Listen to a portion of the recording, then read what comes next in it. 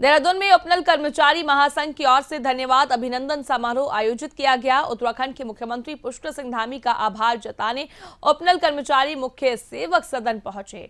उपनल कर्मचारियों ने सीएम धामी के समर्थन में नारे लगाए।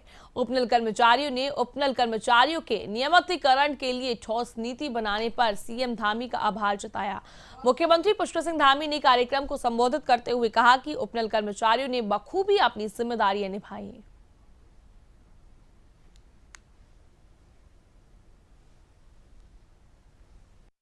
2022 में आम चुनाव में एक मिथक जो हर 5 साल में सरकार बदलने का था, वो मिथक तोड़ा। एक परिपाटी थी सरकार बदलने की, वो परिपाटी बदली और एक नया इतिहास बना दिया।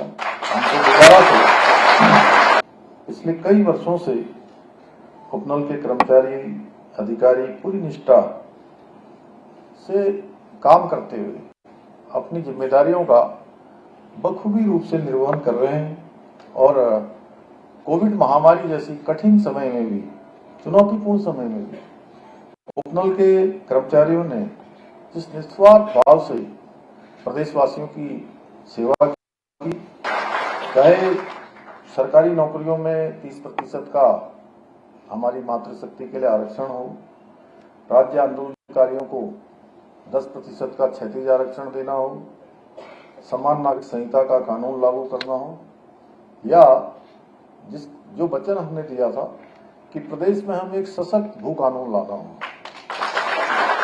हम जनता के किए गए अपने कठिन से कठिन संकल्प को भी पूर्ण करके हमने दिखाया है। इसी प्रकार हम एक ठोस और प्रभावी नीति बनाकर उपनल के कर्मचारियों को नियमित करने का कार्य भी जल्द ही प्रारंभ करेंगे। और समय सीमा की बात अभी गणेश जोशी जी भी कह रहे थे और विनोद गोयल जी भी पढ़ रहे, वो भी यहाँ से जब बोल रहे थे, तो मैं भी मानता हूँ कि समय सीमा से ही ये काम होना चाहिए। और केवल कहने के लिए नहीं है कि हमने घोषणा कर दी या 3 वर्ष पूरे होने पर कह दिया, उसके लिए पहले से ही सोचा गया है। होगा पहले उपनल कर्मचारियों को मिलने वाला प्रोत्साहन भत्ता 3 महीने पर रिलीज किया जाता था। हमने सरकार में आते ही उस प्रोत्साहन राशि को प्रत्येक महीने रिलीज करने का प्रारंभ किया। हमारे इस निर्णय से 25,000 पूर्व सैनिकों को प्रत्यक्ष रूप से आर्थिक लाभ हुआ।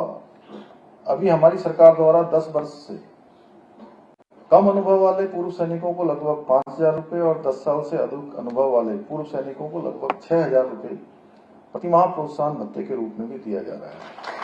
जैसा अभी गणेश जोशी जी बता रहे थे, हमने पहले ही कालखंड में उपनल कर्मचारियों के इन भत्तों में बढ़ोतरी की थी।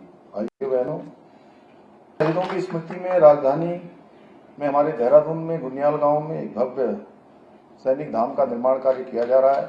बहुत जल्दी उसका काम पूरा हो जाएगा और लोकार्पण भी जल्दी ही उसका होने वाला है। इसके अलावा विभिन्न युद्धों एवं आंतरिक सुरक्षा कार्यों आदि में शहीद हुए प्रदेश के वीर सैनिकों की वीर नारियों एवं आश्रितों को उत्तराखंड शहीद कोष से एक मुश्त 10 लाख रुपए का अनुग्रह अनुदान भी अनुमन्य किया गया है। युद्ध के दौरान शहीद हुए बलिदानियों की वीरांगनाओं एवं युद्ध में घायल होकर दिव्यांग होने वाले सैनिकों को हमारी सरकार द्वारा 2 लाख रुपए की सहायता